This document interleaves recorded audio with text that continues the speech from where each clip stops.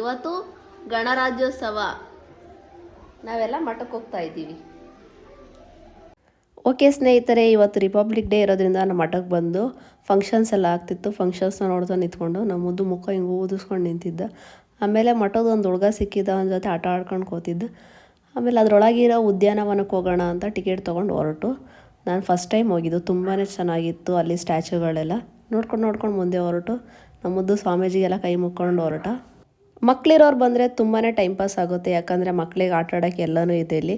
ಕಾರ್ಟೂನ್ದೆಲ್ಲ statue ಎಲ್ಲ ಮಾಡಿಟ್ಟಿದ್ದಾರೆ. ನಾವಲ್ಲಂತೂ ಫನ್ನಿಯಾಗಿ ಅಲ್ಲಿ ಫೋಟೋಸ್ ಎಲ್ಲ ತೊಗೊಂಡು ಮತ್ತು ಇವರಿಬ್ಬರೂ ಚೆನ್ನಾಗಿ ಆಟ ಆಡಿಸಿದ್ದು.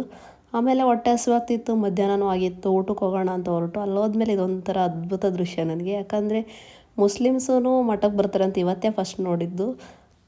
ಮಠದಲ್ಲಿ ಜಾತಿ ಭೇದ ಭಾವ ಇಲ್ಲ ಅಂತ ಇದರಲ್ಲೇ ಗೊತ್ತಾಗುತ್ತೆ. ಆಮೇಲೆ ಪ್ರಸಾದ ತಿಂದ್ಕೊಂಡು ನಾವು ಮನೆ ಕಡೆ ಹೊರಟು. ಇದಾಗಿತ್ತು ನನ್ನ ವಿಡಿಯೋ. ಫಾಲೋ ಮಾಡೋದನ್ನು ಮರಿಬೇಡಿ ಫ್ರೆಂಡ್ಸ್.